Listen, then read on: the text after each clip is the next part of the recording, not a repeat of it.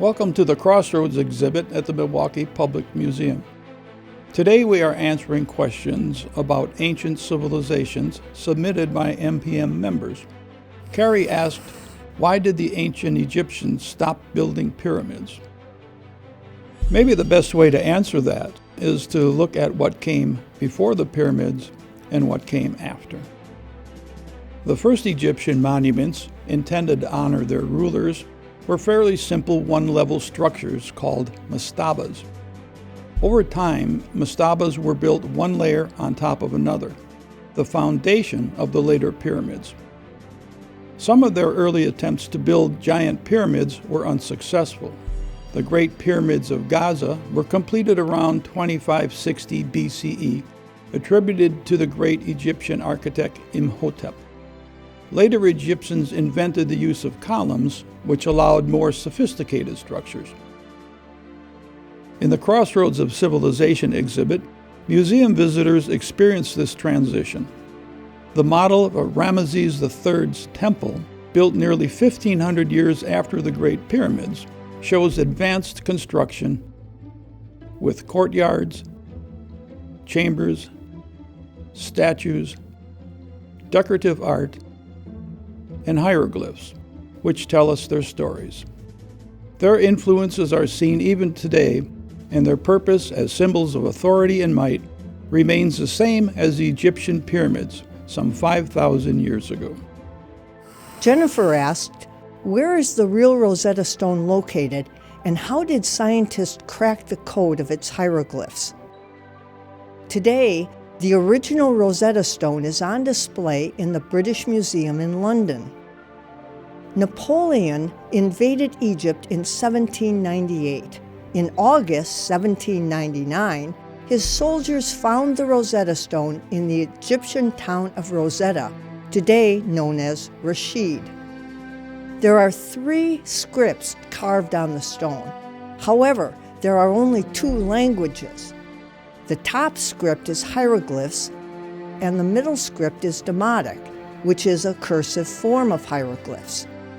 Both are writing the Egyptian language. The lower section is the ancient Greek language written using the Greek alphabet. Scholars were able to read Greek. Part of the last line of the Greek script is, "We inscribe this in sacred writing, common writing, and Greek."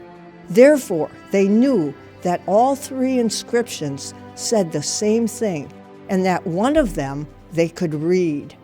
Several scholars worked on deciphering the hieroglyphs. The first breakthrough came when Thomas Young in England correctly deciphered the Greek name Ptolemy inside a cartouche. A cartouche is a group of hieroglyphs representing a ruler's name enclosed in an oval. However, the Egyptians did not use the word cartouche. Napoleon's soldiers thought the ovals looked like rifle cartridges, and the French word for cartridge is cartouche. Today, we still use that term.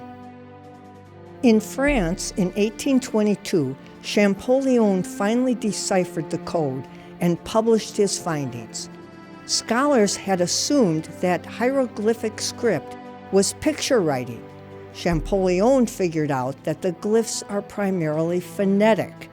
An English example of phonetic writing might be a picture of a bumblebee and an oak leaf to write the word belief. Hieroglyphic script is a mixture of several types of symbols, including pictographs, phonetic symbols, and determinatives which have no sound value. Today, scholars can read the ancient hieroglyphic writing, but it still takes years of study. Christopher asked, were there any battles between Egyptians and Romans that changed their societies? In 332 BCE, Alexander the Great conquered Egypt. For the next 300 years, the Greek Ptolemy and his descendants became pharaohs and ruled Egypt from the Egyptian city of Alexandria. Cleopatra was the last person of Greek descent to rule Egypt.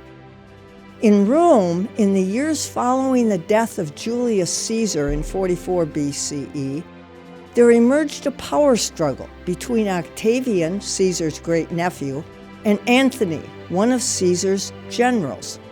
Antony was allied with Cleopatra, the Greek pharaoh of Egypt. In 31 BCE, there was a major naval battle at Actium on the coast of Greece, where Octavian defeated the combined forces of Antony and Cleopatra. After the Battle of Actium, on September 2, 31 BCE, and the death of Antony and Cleopatra, Egypt became a Roman province for the next 600 years. Both Greek and Roman influences can still be seen in Egypt through aspects of architecture, religion, politics, and culture.